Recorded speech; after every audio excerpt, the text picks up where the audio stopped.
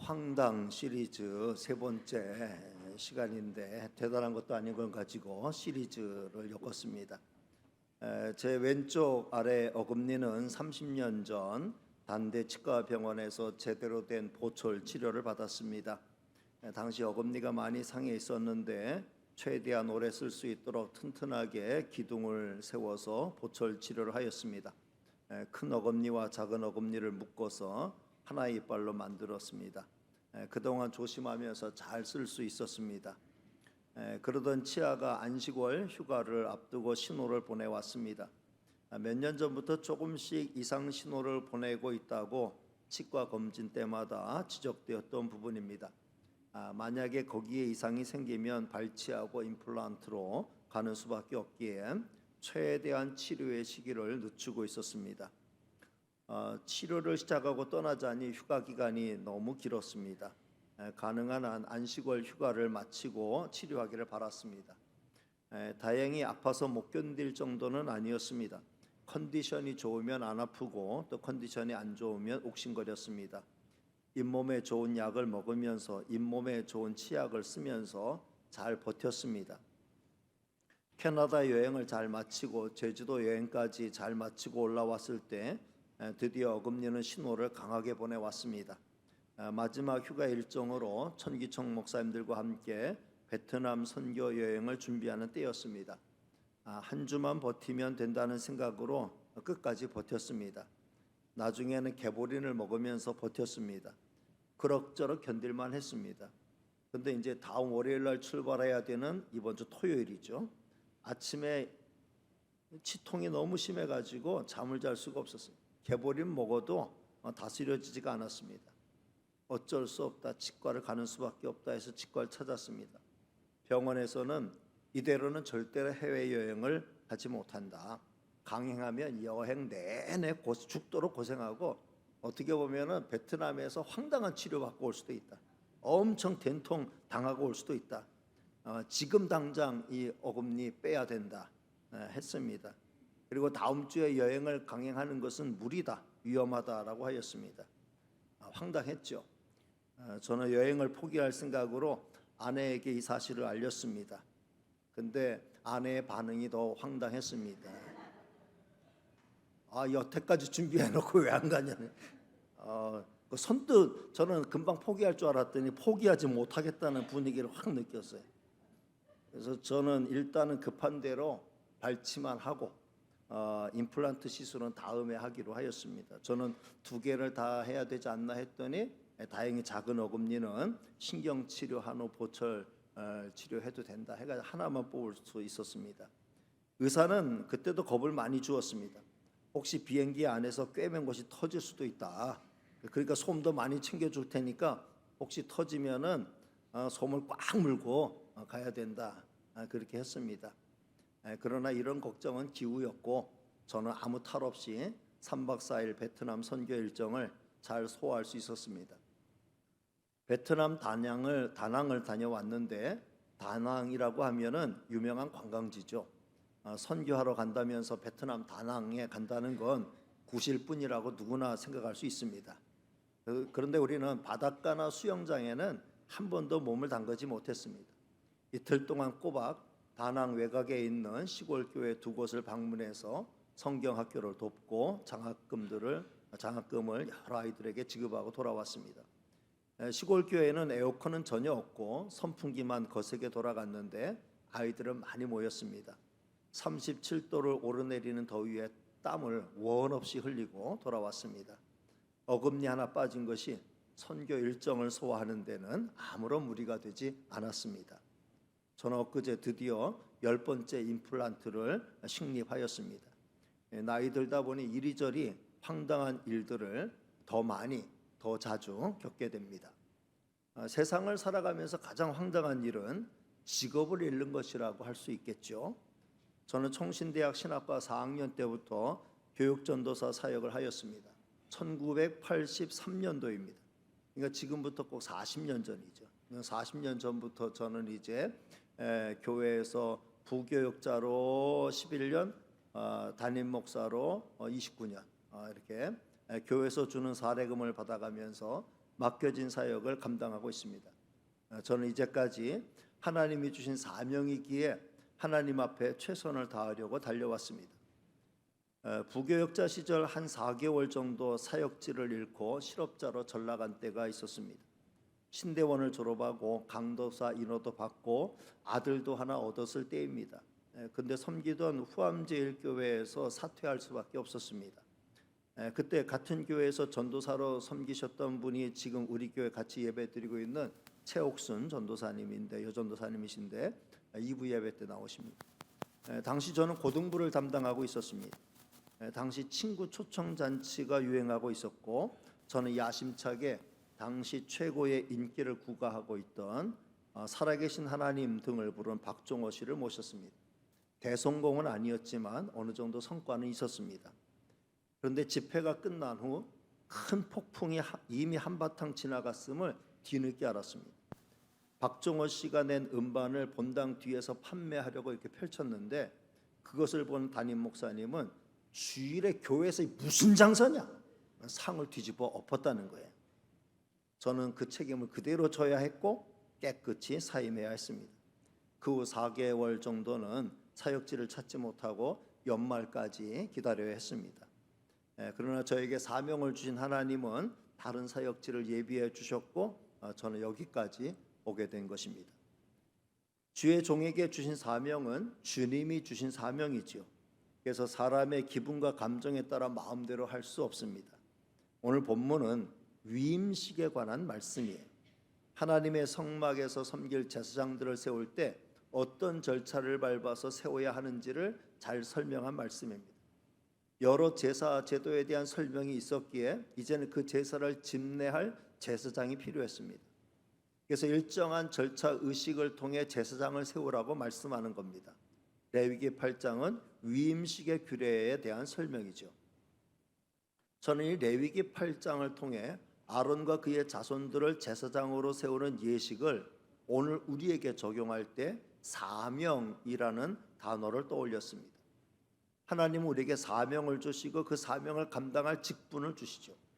오늘 이 위임이라고 하는 말은 조직교회에서, 장로님이 있는 조직교회에서 담임 목사를 청빙하여 세울 때 사용합니다. 기타 교회 일꾼들을 세울 때는 위임이라는 말 대신 임직이라는 말을 사용하죠. 임직이라는 말은 직분을 주어 세운다라는 의미가 있습니다. 일반적으로 교회 일꾼들은 교회 당회 주관으로 세우는데, 담임 목사를 세울 때는 교회의 공동의회 3분의 2 통과는 물론이고 교회에서 노회에 청원하여서 노회가 적법한 절차를 따라 공동의회에서 선출된 목사님을 그 교회의 위임 목사로 세워줍니다. 그 교회의 위임을 받은 담임 목사님은 성심성의껏 주께서 주신 사명을 감당할 것을 노회와 교회와 하나님 앞에 서약하게 되죠. 노회나 교회는 그래서 위임받은 목사를 함부로 다루지 못합니다. 그만큼 이 위임이라는 말에는 하나님이 주신 사명에 대한 책임이 부여되어 있기 때문이죠. 오늘 소개되는 레위기 8장의 위임 절차도 매우 복잡한 것을 알 수 있습니다. 그만큼 제사장 한 사람 한 사람을 세우는 일이 소중했기 때문입니다. 모세는 출애굽기 39장에 이미 소개된 대로 대제사장을 위해 정성껏 준비한 속옷, 띠, 겉옷 위에 걸치는 에봇을 준비하고 거기에 두를 흉패와 그 흉패 속에 넣을 판단패, 판결패, 우림과 둠밈을 준비하고 머리에 씌울 관을 준비합니다.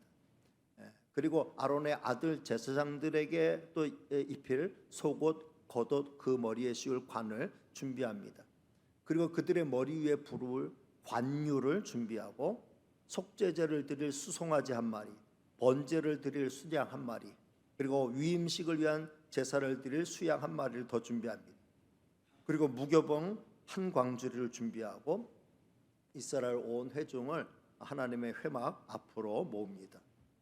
아론과 그의 아들들을 먼저 물로 씻긴 다음 준비할 옷을 차례로 입히죠.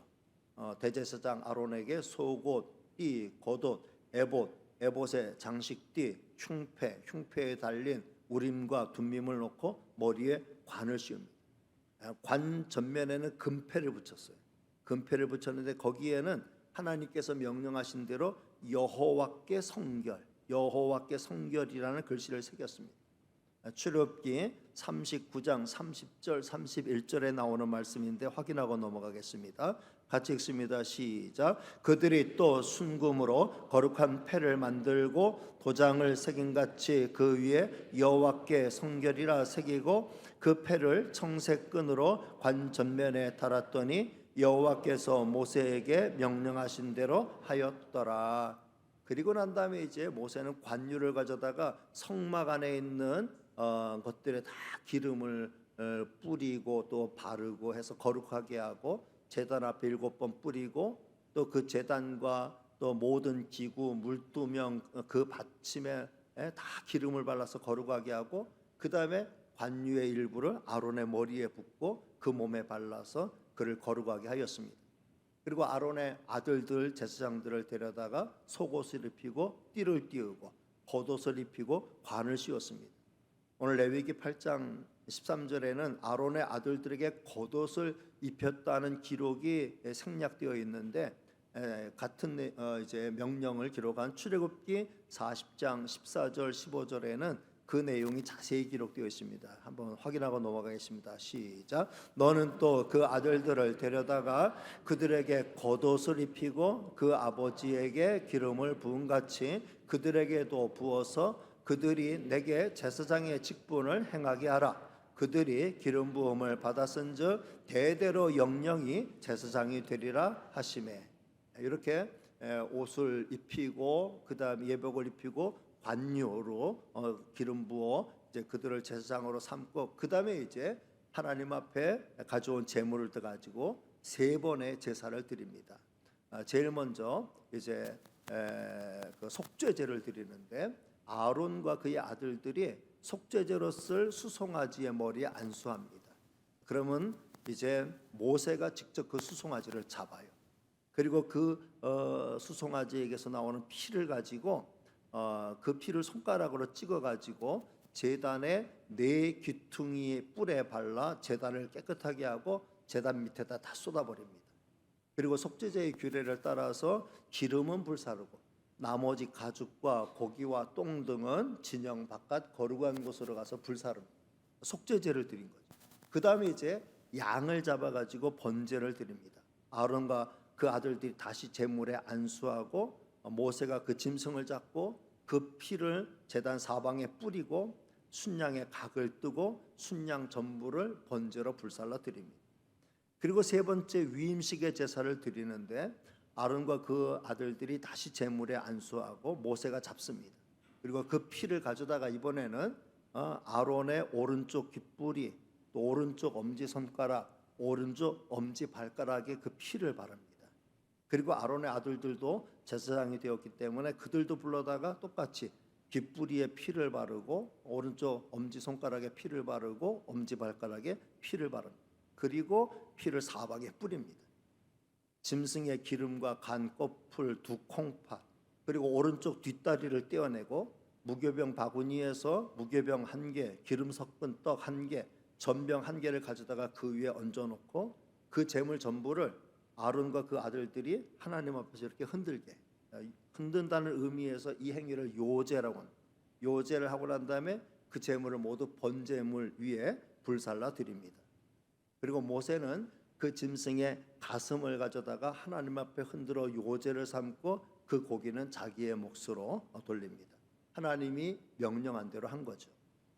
그 다음에 이제 모세는 관유와 그 다음에 제단 위에 피를 가져다가 최종적으로 아론과 그의 옷과 그의 아들들과 그 아들들의 옷에 그것을 뿌립니다.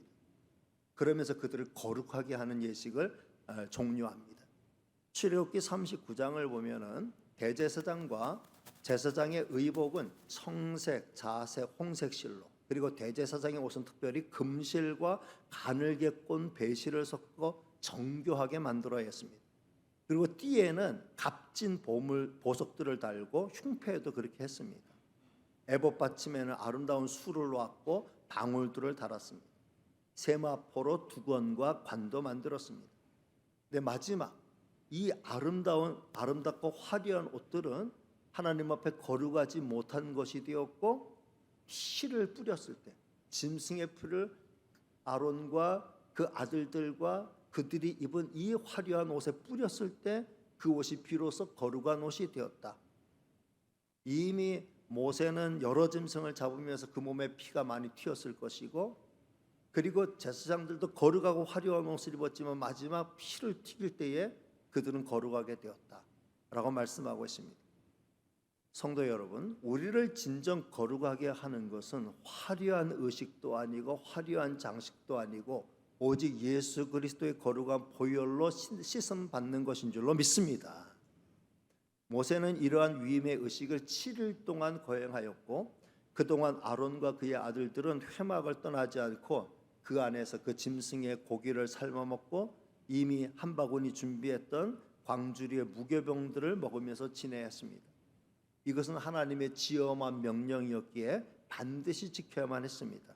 오늘 같이 읽은 본문 34절에서 36절 말씀을 다시 한번 확인하고 넘어가겠습니다. 같이 읽습니다. 시작. 오늘 행한 것은 여호와께서 너희를 위하여 속죄하게 하시려고 명령한 것이니 너희는 7주야를 회막문에 머물면서 여호와께서 지키라고 하신 것을 지키라. 그리하면 사망을 면하리라.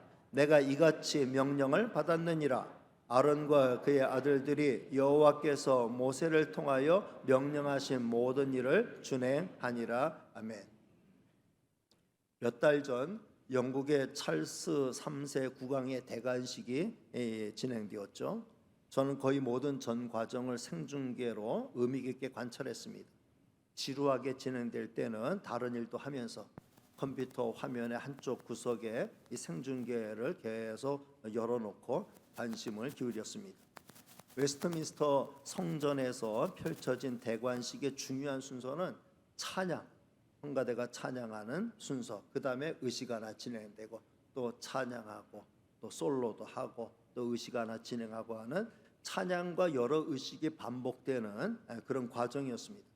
특별히 오늘 모세의 위임식과 비슷한 과정이 반복되었습니다. 집례는 영국 성공회의 사제들이 맡았습니다. 성공회는 개신교의 정신을 이어받았지만 의식의 상당 부분은 천주교식을 따르고 있었습니다. 몸을 찰스 3세의 몸을 정결케 하는 의식, 옷을 입히는 의식, 관을 씌우는 의식 등을 엄숙하게 진행하였습니다. 자, 그런데 이쯤에서 우리가 분명히 짚고 넘어가야 할 부분이 하나 있습니다. 이 모든 의식은 엄숙한 의식이고 대단하게 보이는 의식입니다. 그런데 진정한 우리의 대제사이시며 우리의 영원한 왕은 누구이십니까? 예수 그리스도이시죠. 근데 예수님에게 이런 화려한 대관식이나 위임식이 있었습니까? 예수님의 제자들, 사도들이 교회를 세울 때, 초대교회 때 이런 화려한 의식이 존재했습니까? 기독교의 뿌리는 화려한 의식과 화려한 장식에 있는 것이 아닙니다. 오직 예수 그리스도의 피뿌림과 거룩한 예식, 성례식과 성찬식이 존재하는 것입니다. 그래서 기독교는 불필요한 의식은 최대한 절제하고 최소한도의 의식만 치르는 것입니다. 레위기 말씀의 핵심은 이미도 말씀드렸듯이 내가 거룩하니 너희도 거룩하라 라는 데 초점이 있습니다. 하나님은 하나님 앞에 거룩한 예배와 삶을 통해 이스라엘 백성들에게 이제 그렇게 살 수 있게 하기 위해서 거룩한 예법과 그것을 준행할 대제사장과 제사장들을 준비하게 하신 거죠. 그러나 역사를 통해서 우리가 깨닫는 것은 이런 제사장들을 세우고 제사 제도를 세운 것이 정말 이스라엘 백성들을 하나님 앞에 거룩함과 성결을 위한 그런 존재들로 만들어내느냐, 그 의식이 계속 그렇게 엄숙하게 거룩한 의식으로 잘 유지되었느냐라고 할 때 그렇지 못했다라고 하는 것을 밝혀주고 있습니다. 가장 대표적인 게 예수님 당시에 그 성전 제사는 엉망이었고 제사장들은 부당한 방법으로 사리사욕을 채우는데 성전을 도둑놈의 소굴로 만드는데 앞장을 섰습니다. 이에 우리는 오늘의 말씀을 우리에게 적용할 필요가 있는데, 우리에게 적용할 때 우리 현실에 맞게 그 의미를 찾아 적용할 필요가 있습니다. 하나님이 제사 제도를 세우고 제사장들을 세운 목적은 그 의식 자체가 의미가 있어서 그 의식 자체가 중요해서가 아닙니다. 저들이 진정 하나님의 명령, 내가 거룩하니 너희도 거룩하라 하신 명령에 순종하는 삶을 원하셨던 것이죠. 거룩한 삶을 위해 예배가 필요하다고 말씀드렸고, 거룩한 삶을 위해 예배를 위한 제사장들이 필요했던 거죠. 저는 오늘도 마찬가지라고 생각합니다. 하나님이 저와 여러분에게 원하시는 것은 하나님의 거룩하심을 본받아 하루하루 우리가 거룩한 삶을 살아가는 것이고, 거룩한 삶으로 나아가는 그 나아감의 일환으로 거룩한 예배가 필요하고, 거룩한 섬김이 필요하고, 이를 위한 거룩한 주의 종들이 필요한 것이라고 생각합니다. 오늘 우리가 드리는 예배는 구약의 제사와는 완전히 다릅니다. 그 의미에 대해서는 거룩하라 시리즈 첫 시간을 통해 잘 말씀드렸어요. 우리는 예배를 통해 거룩한 하나님을 만나죠. 그리고 내가 그 하나님 앞에 있음을 다시 확인합니다. 합당한 영광을 올려드리고 그 말씀을 받아 마음속에 간직하고 성전을 나갑니다. 그 말씀을 가슴에 새기고 한 주간 세상에서 각자에게 주어진 삶을 살아갑니다. 그리고 한 주간의 삶의 열매를 가지고 감사의 제사로 하나님 앞에 영광 올려드리고, 잘못 살았을 때는 하나님 앞에 나와 회개의 예배를 드리게 되는 거죠. 신약의 모든 성도는 제사장, 기름 부음 받은 목사님이나 장로님들만 제사장이 아니고 모든 성도가 다 제사장. 베드로전서 2장 9절 유명한 말씀을 다시 확인하겠습니다. 자, 시작. 그러나 너희는 택하신 족속이요 왕 같은 제사장들이요 거룩한 나라요 그의 소유된 백성이니 이는 너희를 어두운 데서 불러내어 그의 기이한 빛에 들어가게 하시니에 아름다운 덕을 선포하게 하려 하심이라. 아멘. 우리는 왕 같은 제사장들이다. 하나님의 아름다운 덕을 세상에 선포해야 하는 중차대한 책임을 맡은 제사장들이다 라고 말씀하고 있습니다. 성도 여러분, 저와 여러분은 모두 하나님께 사명을 받았습니다. 그리고 그 사명에 따른 다양한 직분을 위임받았습니다. 엄밀히 따지면 위임받은 담임 목사인 저만 위임받은 직분이 아니에요. 안수받은 분들만 위임받은 직분이 아닙니다. 거룩하게 살라는 명령을 받은 모든 성도가 다 그 자체로 하나님의 거룩한 직분을 위임받은 위임자들입니다.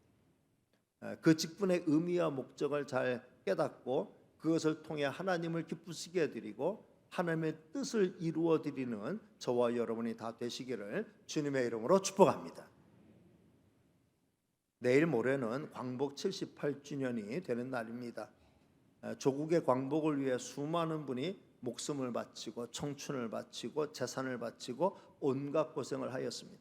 드러나게 투쟁한 분들도 계시고 드러내지는 못해도 보이지 않게 투쟁한 분들도 많이 계십니다. 어떤 사람은 겉과 속이 다르게 행동하기도 했습니다. 그 가운데 한국교회는 조국의 광복을 위해 새벽을 깨워 기도하고 민족의 앞날을 위해 인재들을 양성하고 어렵고 힘든 이웃들을 돌보는 일에 헌신했습니다. 꿈도 잃고 소망도 잃고 절망과 저절 가운데 사는 동포에게 생명의 구주, 우리의 희망의 구주, 소망의 구주 예수 그리스도를 전하고 저들을 믿음과 소망의 길로 이끌었습니다. 저들을 믿음의 길로 하나님을 만나고 예수 그리스도를 만나는 길로 이끌어낸 이 일은 영혼도 구하고 인생도 구하고 나라도 구하는 일석삼조 이상의 효과가 있었습니다. 자, 이 시점에서 다시 한번 생각해 봅니다. 이런 점에서 저는 이 시대 한국교회는 이 시대를 위한 영적인 제사장으로서의 사명을 위임받았다고 믿습니다. 오늘 우리 글로리아 성가대가 광복절을 앞두고 정말 이 시대 교회가 무엇을 기도해야 되고 무엇을 희망해야 되는지를 잘 찬양했어요.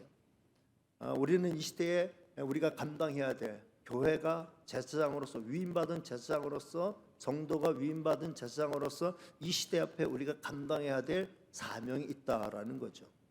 저는 세 가지를 생각해 봤습니다. 첫째는 기도하는 제사장의 사명이 있습니다.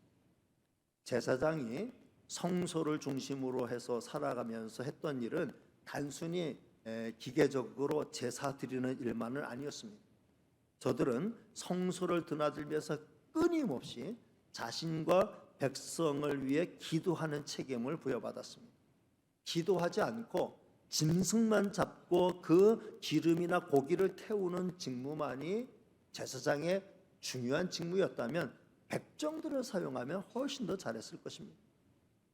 저들은 백성들이 하나님의 거룩함을 본받아 거룩함을 살 수 있도록 항상 기도하고 깨우치는 사명을 감당해야 했습니다. 저는 이 시대 한국교회가 확실한 사명감으로 감당해야 할 일이 바로 나라와 민족을 위해서 끊임없이 기도하는 일이라고 믿습니다. 기도하는 성도가 되시기를 주님의 이름으로 부탁을 드립니다. 두 번째는 아픔과 상처 입은 영혼을 끌어안는 제사장의 사명이 있습니다. 짐승을 끌고 하나님 앞에 나오는 사람은 자신의 죄를 깨닫고 하나님 앞에 용서를 구하기 위해 참회하는 마음으로 나오는 사람들입니다. 그런 사람들의 상처를 끌어안지 못하는 제사장은 제사장으로서의 자격을 가졌다고 볼 수 없습니다. 그래서 성경은 대제사장도 자기의 죄를 먼저 깨닫고 자기의 죄를 위해 먼저 속죄의 제사를 올려야 하고 그 다음 백성의 죄를 위한 속죄의 제사를 올려야 한다고 말씀하고 있습니다. 이 시대 교회는 아픔과 상처를 입은 영혼을 끌어안을 수 있어야 합니다. 저들을 향해 담을 쌓고 나간다면 저들은 영영 하나님과 멀어진 자가 될 수밖에 없습니다. 그러나 이게 절대로 쉬운 일이 아니에요. 어디까지 얼마큼까지 끌어안아야 하는 것은 끊임없는 우리의 고민거리가 아닐 수 없어요. 끌어안으려고 하다가 우리가 오히려 먹히는 수도 있거든요. 끌어안기 위해서 우리가 품이 더 커져야 돼. 끌어안기 위해서 우리의 틀이 더 커져야 돼. 내 마음은 소갈딱지는 요만한데 큰 걸 어떻게 품을 수 있어요? 그러나 내 마음이 넓어지면, 내 사랑이 넓어지면, 하나님의 은혜가 내게 부어져서 내 심령이 넓어지면, 강 같은 바다 같은 하나님의 은혜와 사랑에 내 심령이 감동이 되어서 내 마음의 넓이가 한없이 넓어지면 품을 수 있는 거예요. 교회가 세상을 품는다라고 하는 것은 교회가 세상보다 넓어져야 한다는 걸 의미합니다. 교회가 세상보다 폭이 좁으면서 교회가 성도가 세상 사람들보다 더 옹졸하면서 어떻게 세상에 흠이 있고 죄가 있는 가련한 영혼들, 불쌍한 영혼들을 품을 수 있겠어요? 품지 못하죠. 자기들끼리도 품지 못하는데 어떻게 세상을 품을 수 있어요? 오히려 내치기 바쁘죠. 내치기 바쁜 거예요. 교회는 내치는 존재가 아니라 교회는 품는 존재. 제사장이 허물과 죄가 있는 사람들을 내치면 제사장으로서 자격이 없는 거예요. 제사장은 자기의 허물과 죄를 통회하면서 백성들의 허물과 죄를 끌어안고 그들의 죄를 가지고 같이 하나님 앞에 회개하면서 하나님의 은혜를 구하는 게 제사장이죠. 이 시대 교회가 감당해야 될 일이 바로 이 일인 줄로 믿습니다. 교회가 속좁고 옹졸한 사람들이 되면 안 돼요. 우리는 성령으로 충만하고 은혜로 충만해서 우리의 마음을 넓혀야 돼요. 우리의 가슴을 넓혀야 돼요. 우리의 틀을 넓혀야 돼요. 그래서 세상을 품을 줄 알고 정말 세상의 죄인들을 끌어안을 수 있는 그 넓은 마음, 넓은 품이 있어야 됩니다. 쉬운 일이 아니죠. 우리 힘대로 안 돼요. 우리의 본래 소갈특지 가지고는 어림도 없는 일입니다. 그래서 우리는 기도하고 하나님의 은혜를 구하고 하나님의 은혜로 우리를 채울 수 있어야 됩니다. 그럴 때 우리는 끌어안을 수 있는 거죠. 마지막 세 번째는 잘 가르치고 본이 되는 제사장의 사명이 있습니다. 제사장의 중요한 사명 가운데 하나는 가르치는 겁니다. 하나님의 법도를 가르치는 거예요. 그런데 자신이 먼저 본이 되는 게 중요하죠. 본이 되지 않는 가르침은 가르침이 아니죠. 그는 지식교사죠. 지식기사죠. 지식기사. 가르치기만 하는 것은 그는 기계도 할 수 있는 일. 가르침은 본이 됨으로 가르치는 거예요. 이 시대 교회와 성도의 책임은 예수 그리스도를 가르치고 전파하는 것으로 끝나는 게 아니고 자신이 끊임없이 예수 그리스도를 믿고 따르는 자임을 보여줘야 합니다. 이것은 분명 힘들고 어려운 일이지만 우리가 반드시 해야 할 일이며 그 길은 복되고 형통한 길인 줄로 믿습니다. 말씀을 맺습니다. 예수 그리스도는 이런 면에 있어서 가장 완벽한 우리의 대제사장이십니다. 예수님은 화려한 이런 제사장으로서의 취임의식을 위임의식을 갖지 않았지만 가장 훌륭한 대제사장. 한국교회는 주님을 본받아서 이 시대의 제사장으로서의 역할과 사명을 제대로 깨닫고 그 사명을 감당해야 합니다. 그러면 한국교회는, 우리 대한민국은 세계를 향해 참된 자유와 행복을 전하는 복된 존재가 될 것입니다. 저는 이런 은혜가 우리 한국교회 가운데 풍성하게 임하기를 주님의 이름으로 축복합니다. 기도하겠습니다. 은혜로우시고 사랑 많으신 하나님 감사합니다. 오늘도 저희들을 사랑해 주시고 하나님 앞에 불러주셔서 광복절을 앞두고 다시 한번 하나님이 우리에게 위임하신, 우리에게 사명으로 주신 것이 무엇인가를 생각해 보았습니다. 구약의 이스라엘 백성을 위해서 거룩한 제사를 위해서 제사장들을 세울 때에, 대제사장을 세울 때 얼마나 복잡한 절차, 얼마나 위험 있는 절차를 진행했는가를 살펴보았는데, 하나님께서 우리를 이 시대에 하나님의 사람으로 세우실 때에 주 예수 그리스도의 보혈로 우리를 성결케 하시고 성령의 기름 부음을 허락하여 주셔서 하나님의 사람들로 세워주신 줄로 믿습니다. 이 시대 성도와 교회가, 특별히 책임 맡은 일꾼들이 이 사명을 깨닫고 이 사명에 더욱 충실할 수 있도록 은혜와 복을 더하여 주시옵소서. 모든 말씀 예수님의 이름으로 기도하옵나이다. 아멘.